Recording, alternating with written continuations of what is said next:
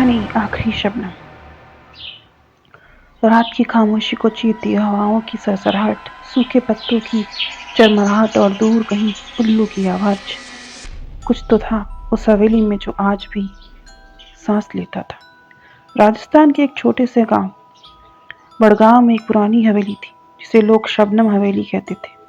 कहते हैं वहाँ हर पूर्णिमा की रात जब चांद पूरी तरह चमकता था तो एक अजीब सी ओस गिरती थी, इतनी ठंडी की हड्डियां तक पिघल जाती थी।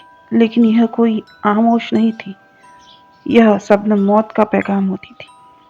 प्रिया और उसकी दोस्त नीना, जो कॉलेज में पैरानॉर्मल स्टडीज की छात्राएं थी, इस रहस्य से बेहद आकर्षित थी। लोगों की बातों को अफवाह मानकर उन्होंने तय किया कि इस पूर्णिमा की रात वे शबनम हवेली जाएंगी और सच्चाई जानकर रहेगी। अगली रात टॉर्च और कैमरा लिए दोनों हवेली पहुंचती है। हवेली के अंदर खंडर, टूटी हुई छत, जाला में लिपटी दीवारें और सन्नाटा। सब कुछ मानो उस स्वागत के लिए तैयार खड़ा था। अंदर जाते ही नीना को एक पुरानी डायरी मिलती है जिस पर धूल जमी थी और कुछ जगहों पर खून के धब्बे थे। पहली पंक्ति पढ़ते ही उनके रोंगटे खड़े हो जाते हैं। जिसने भी इस शबनम को देखा उसने कुछ ही दिनों में अपनी जान गंवाई और उसकी चीखें आज भी हवेली की दीवारों में कैद है। अचानक हवेली में अजीब सी सर्दी फैलने लगती है। खिड़कियां अपने आप खुलने लगती है और तभी एक कोने में से आवाज आती है, किसी बूढ़ी औरत की फुसफुसाहट।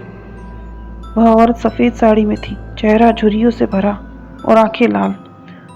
उसने धीरे से कहा, तुमने शबनम को देख लिया है बेटियों, अब तुम भी बच नहीं पाओगी। नीना डर के मारे चीख उठती है। प्रिया उसे खींचते हुए हवेली के अंदर एक और कमरे में ले जाती है जहां दीवार पर कई चेहरे उकरे हुए, जैसे किसी ने मरते वक्त अपनी आखिरी चीख को उस पत्थर में समेट दिया हो। अचानक हवेली के आंगन में शबनम गिरने लगती है। वह ओस नहीं, जैसे सफ़ेद राख थी और जैसे जैसे उनके ऊपर गिरती शरीर सुन पड़ता जाता। नीना बेहोश हो जाती है। प्रिया कुछ भी समझ नहीं पा रही थी, लेकिन तभी डायरी से एक कागज निकलता है। अगर तुम इस शबनम से बचना चाहती हो तो उस आत्मा को उसका नाम लौटाओ जो उसे जन्म से ही छीन लिया गया था। प्रिया को याद आता है हवेली के बाहर एक टूटी हुई कब्र थी जिस पर इतना लिखा था, नामहीन आत्मा, जन्म अधूरा, मृत्यु अपूर्ण। प्रिया दौड़ते हुए कब्र पर आती है और अपने खून से उस पर एक नाम लिखती है, शबाना। उस हवेली में जोर की हवा चलती है और ओस की बौछार रुकती है और बूढ़ी औरत गायब हो जाती है।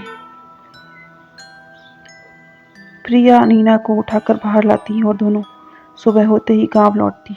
सब कुछ अभी ठीक लगता है, लेकिन जब प्रिया अपने कमरे में डायरी को पलटती है तो उसके अंतिम पन्ने में कुछ होता है। धन्यवाद प्रिया, अब मेरा नाम लौट आया है।